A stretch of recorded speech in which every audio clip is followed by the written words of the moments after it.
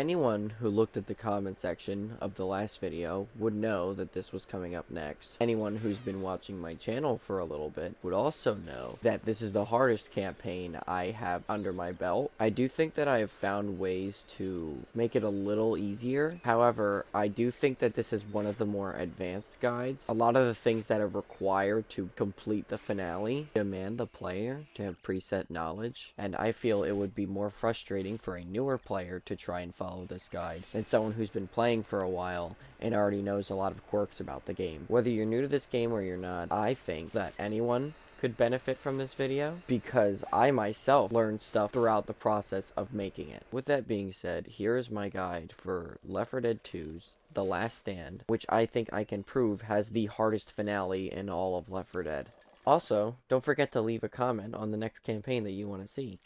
I've noticed that a pretty good rule of thumb for Left 4 Dead 2 finales is recognizing whether or not it is an offensive or defensive finale. An example of an offensive finale would be Dead Center's Atrium or The Passing's Port, where you're not waiting on a rescue vehicle to arrive, you are working towards a finish line. An example of a defensive finale would be No Mercy's Rooftops, where you are waiting for the helicopter to make it to your location. Now what if we take the two and combine them? This is the main reason why I think The Last Stand's finale is the most difficult, because the player is essentially completing two finales back to back without dying. This makes it a lot more strenuous on the player, as the average finale is 6 to 7 minutes, whereas my winning attempt on this one was about 12, which is pretty much double the length of an average finale. Notice right away that I'm instantly running to the bottom. This part of the finale is where I feel it is more defensive, where you are waiting for things to come to you. Coming to this wide open space makes that very easy because nothing is able to catch you off guard. I think the most important part of this finale is patience. Standing here and waiting for them to come to me in this wide open space prevents me from getting caught off guard in the middle of the trees or all of the loops around that lighthouse. Ultimately, staying here just makes my job easier because there's less I have to worry about. There isn't a single direction they can come from that is unknown to me. We hear the tank music now. In any other finale, I would hunt the tank down and light him on fire. However, this finale is 12 minutes long, and a 15-second time save is not nearly worth the risk. If I simply wait for him to come to me, I can light him on fire and then run away, mitigating risk as well as preventing a significant time loss. The tank may be the center of attention right now, however I do want to avert my focus to other special infected. Only a single loss through all of the attempts I put into this was directly caused by the tank, which basically means that the tank is less of a threat than anything else we encounter. I also want to make sure that I make it to where I need to be by the time the tank dies. After you kill the tank, what I feel to be the offensive part of this finale begins. Make sure that by the time the tank dies, whatever gas can is furthest from the rest, you are near. For example, by the time this tank dies, I want to be at the very top of the lighthouse near those two gas cans that are furthest away from everywhere else. Timing where I am when the tank dies minimizes the amount of dead space between grabbing the gas cans. Timing this can be difficult with the combination of special infected on top of the tank. They'll want to pressure me away from wherever I'm trying to go, and I need to push through them in order to be where I need to be. Every time a special infected dies, there's a 30-second counter before another one can spawn in. Abusing this window is extremely important for this finale because it is an exact indicator of when we can move for gas cans and when we have to keep fighting the tank. Now that the tank is dead, I'm going to explain what I believe is the most efficient route for the gas cans on at least Last Man on Earth. If you are closer to the bottom of the hill here, go for the gas can at the top of the steps and completely avoid the gas can behind the lighthouse because both of the gas cans I mentioned are furthest from each other. Conversely, I'm on top of the lighthouse when the tank dies, so I'm not going to go to the top of the steps. I'm just going to grab the three near the truck. This, in my opinion, is the hardest part of this finale, because the switch up between defensive to then offensive finale really threw me off for a while and requires me to be ready to change that momentum, which can be uncomfortable at first, but getting used to it is essential for this finale. If you were to try and move at the speed of a defensive finale, you wouldn't get gas cans fast enough, and something would eventually spawn in and end your run. Where if you go too fast, something can catch you off guard and end your run anyway. Another useful trick that I know is that keeping some special infected alive can prevent others from spawning in. For example, killing a spitter as soon as you see it starts the timer back up again, and then in another 30 seconds, a different special infected is attacking. Opting to keep special infected alive that are less dangerous than others is a really useful trick to know, and can make something like the RNG of special infected spawns feel more consistent, because what you're essentially doing is controlling what is able to attack you. When going down this hill, kill, I think it's very important to remember what is spawned in. The foliage to the left makes it very difficult to see anything that could be approaching, and it could already be too late by the time you know where anything is. Keeping your gun up and staying ready is the best way that I've found to prevent anything from killing you here. Rushing is your worst enemy here, because if you were to move too quickly and ignore something, it could end your run. This is what I feel is the most strenuous part. Moving slow is difficult and does cause more things to spawn in. However, with this 12-minute finale, I do think it is the better option. Rushing to get all the gas cans to the generator is good in theory. However, when you take into account how much time you're saving compared to how long the finale is, it has diminishing returns. Something like a 30-second time save on a 6-minute campaign could save quite a bit of time. However, the same time save on a 12-minute campaign is pretty much meaningless. I'm going to put some numbers on screen just to show how big of a difference this is. 30 seconds is almost 10% of 6 minutes. However, 30 seconds of 12 minutes is less than a 5% time save. In the most bare bones way to interpret this is that the longer a finale goes on for, the more moving quickly has diminishing returns, as opposed to moving cautiously and securing the victory. Something else to keep a mental note of in this specific generator room is that spitters are way more dangerous than they usually are. Due to the fact that the room is smaller and the gas cans are closer together, means that a single spitter attack is almost guaranteed to ignite a gas can. In such a confined space like this, it can revert all of the progress up to this point in your scavenge route, and that would be almost a 5-minute time loss just because of a single spitter attack. After you put the gas cans in, I feel it's imperative to instantly rush to the top of the lighthouse. The main reason you want to be on top of this lighthouse is because it gives you a clear view of where the tank is coming from. I would personally prefer to be on the beach at this point, but that's too far away, and staying here is just safer. It also calls back to what we were talking about earlier, where risks are less rewarding the longer a finale goes on for. I personally prefer to deal with any extra special infected before tending my attention to the tank. This lets me lock in on exactly how I need to handle the tank, without needing to divide my attention and having something blindside me. I like to wait until he gets on top of the rooftop and goes to throw a rock. This gives me a perfect opening to hit him with a Molotov so he doesn't move out of the way before it hits the ground. After this, I wait for him to climb the ladder to then start circling him around this spot here. This area looks dangerous, but it's actually pretty safe. What it does is give both a barrier between me and the tank and give me a direct line of sight of him, so I'm able to react if he switches directions or decides to throw a rock. The only thing about this that's kind of dangerous is if a smoker spawns in. If a smoker were to spawn in, it can grab me from the cliffside behind me and end my run. Waiting for the tank to burn on the other side of the glass does take a while, however staying patient is key here. Being slowed down by anything with the tank so close to me would kill me instantly. It is absolutely important that I keep as safe a distance as possible from the tank while also keeping damage in. This way, I'm also preventing special infected spawns from throwing me off mid-fight. After that tank dies, it is imperative that you get to the beach because there's a double tank fight coming up. In a closed spot like this, getting pinched by 2 tanks is almost impossible to get out of, making wider spaces more favorable. The tank spawns are staggered, making them harder to deal with. However, I found preloading a Molotov and throwing it at the first one, then kiting the second one until I find another Molotov is what works for me. It does sound like it'd be easier to wait for a second tank. However, I found that there's less risk involved by taking out the first tank as soon as possible, so it's just a 1 versus 1. Having 2 tanks on the board can cause them to cover up each other's intervals and make it harder to deal with them. Something that I found helps with them covering up each other's intervals is kiting them as close together as possible. This way they're taking up less space and can't close you off as efficiently. Something else to do that I found helps dealing with 2 tanks is peppering shots at the tank that's closer to you. If you didn't know, the tank takes a small amount of knockback every time it takes damage. This can mean the difference between dying to 2 tanks and barely threading the needle between them. You'll know when the final fight starts when the metal version of the tank theme starts to play. This fight can be very difficult depending on where you start it. I found staying on the beach is the best spot and gives me the most options. Wait for the tank to show himself. As soon as he hits the ground, have a Molotov ready and throw it near him. Using the Molotov in this fashion lets you focus as much as possible on evading the tank. Try and keep an eye out for the second one and see where he's coming from. You want to make sure he doesn't drop from up top and hit you into the other tank. Using this boathouse as an area to loop him is extremely helpful. The tank struggles a lot with tight turns and small windows, and your character, if timed properly, can jump right through them. Around this point, the second tank will spawn in and drop down. You want to be certain that you have a line of sight to the staircase and run straight for it. The staircase in this situation is an excellent choke point if you already have a Molotov or a gas tank ready up the top. The shed usually spawns Molotovs you can throw at the top of the staircase and hit the second tank. This fight goes on for a while, giving more than enough windows for other special infected to spawn in and mess with you while you're fighting the tanks. Making sure any special infected that could pounce on you are shut down is imperative. The longer they're on the map, the more opportunities they have to bottleneck any momentum you have. Something I found to be able to deal with the special infected that spawn in is backing backing up from the tanks and letting the special infected come to me. What this does is separate the two and let me deal with them one at a time. After all other special infected are dealt with,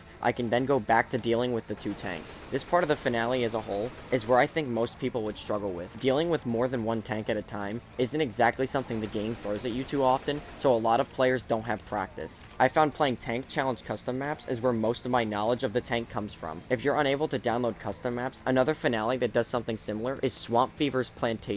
The very end of that finale also spawns in two tanks, but is in a lot more open environment and can let you practice for something like this. At this point, the first tank that you lit on fire is more than likely dead. I think players who got this far have also already beaten the campaign because the second tank is already on fire and all you have to do now is move to the dock. By the time you get down to the dock, the second tank should die of the fire damage over time that you've applied to him. While moving to the dock, make sure the tank doesn't throw any rocks at you. Right now, he is at one of the highest points in the map and can very easily hit me with a rock if I'm not paying attention. Your biggest threat here is smokers. Dealing with smokers in a situation like this can be a dice roll if you just react to one, due to the bloom that's applied on your gun while the smoker is snagging you. Even though all special infected are dealt with, do not drop your guard. Anything can spawn in and anything can try and catch you off, so staying alert is the best thing you can do right now. Something I found that helps guarantee the victory is by throwing a Molotov at the nearest choke point. What this does for me is give me passive information from where the Molotov is, so then I can avert my attention to other things. Only go for the boat once the flare gun is fired. By the time you get to it, you should be able to jump on and finish the campaign. The Last Stand being both a combination of an offensive and defensive finale is what I feel makes it the hardest finale in all of Left 4 Dead. Switching between two different playstyles on the fly is definitely very tricky, but can be mastered with practice, and definitely is not something I see anywhere else in Left 4 Dead, making The Last Stand a one-of-a-kind campaign.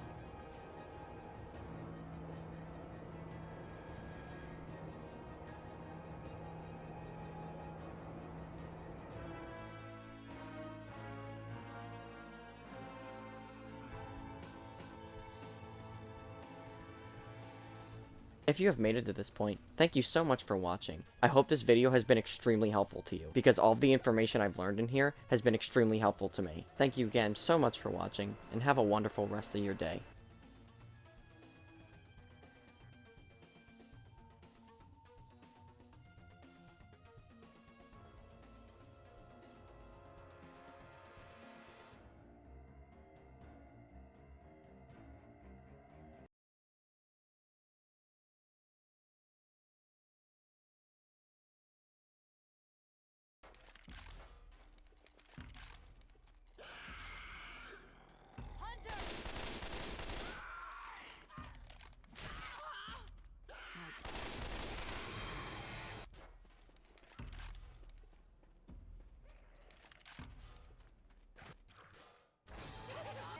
Side of the fence up here.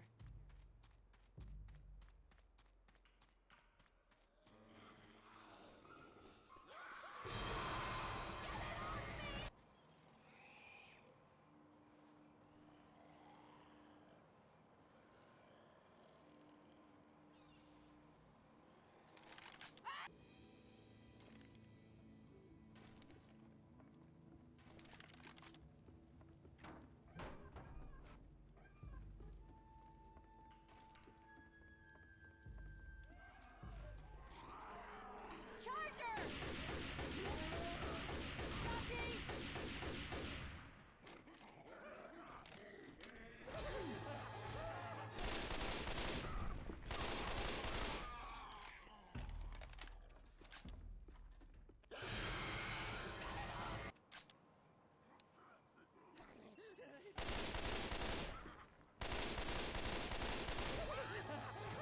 Other side of the fence up here.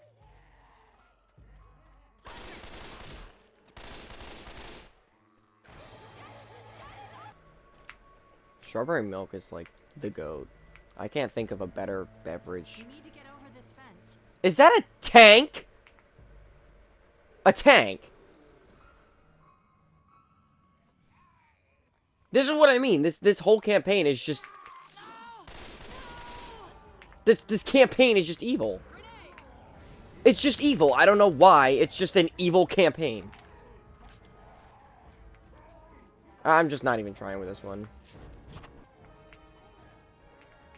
Oh my! Why does it sound like he is 50 feet away from me when he is right behind me? What? Bro's throwing his voice. Christ, didn't know the jockey was a ventriloquist.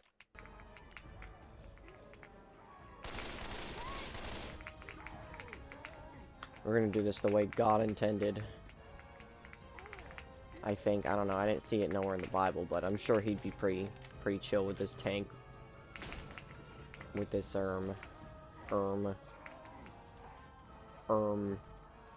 tank loop,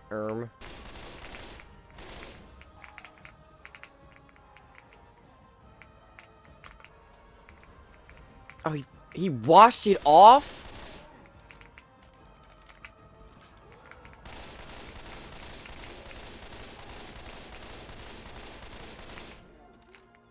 Bro, I really don't understand, like... I don't know why this campaign just makes them harder to deal with. It's something about this specific campaign. It's not even just, like, this level. This campaign is just harder. Every time I go to do a video on this, it's just like, there's goblins on my computer. Every single time. Like, what? There's no reason for him to go behind it unless he's washing off fire. Which, I've never seen them do before. I mean, I've seen them do it by accident. That was extremely lucky. I've seen them do it by accident. However, I've never seen them actively seek out water to wash themselves off. Like, what? No other campaign do I see them do anything like this.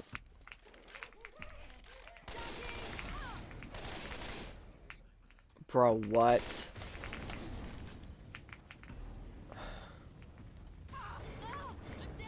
Are you...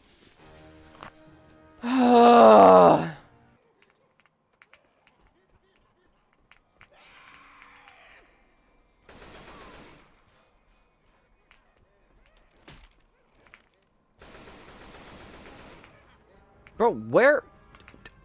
This is what I mean. He's not attacking me.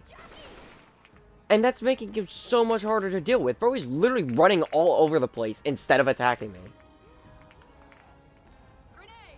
Like, that is the hardest part, is how they are just acting weird.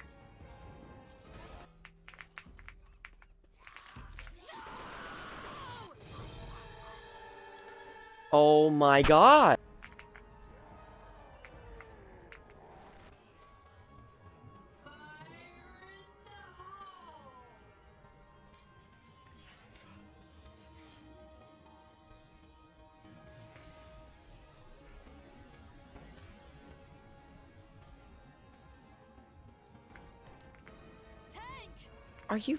Are you shitting me?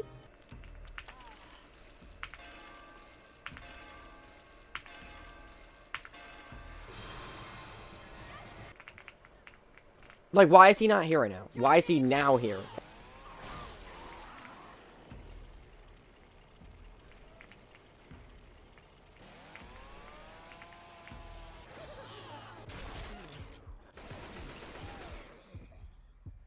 What? What?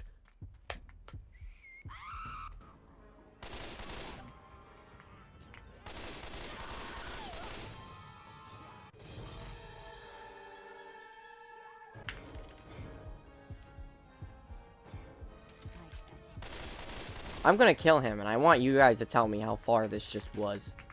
He hits me from here. Hold up. Also, he's just throwing rocks. He's not even running at me. Like, what? So you're telling me he hits this shot with his tongue around a fence? Maybe I'm just playing it wrong. Maybe I need to be way more aggressive when they spawn in. That's the only thing I can think of that I haven't... Bro, he spawned in less than a second ago.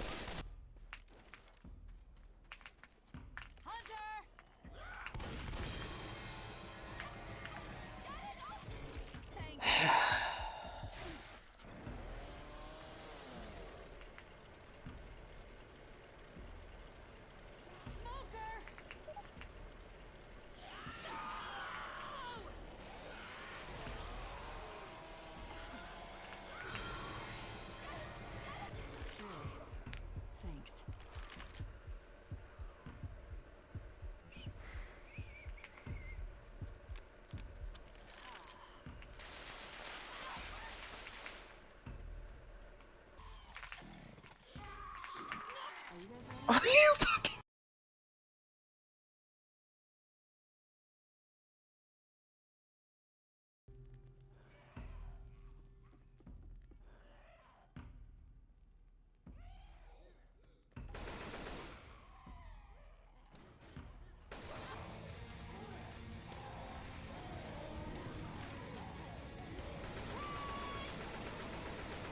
Over there.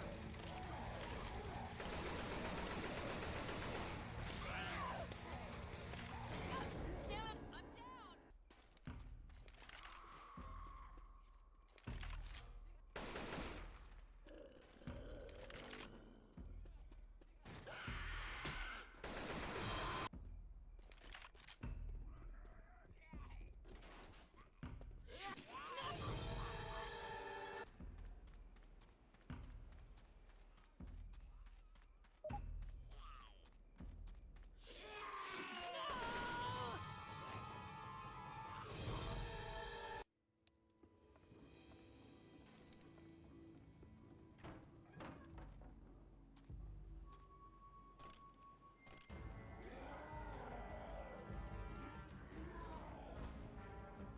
We can get on the other side of the fence up here.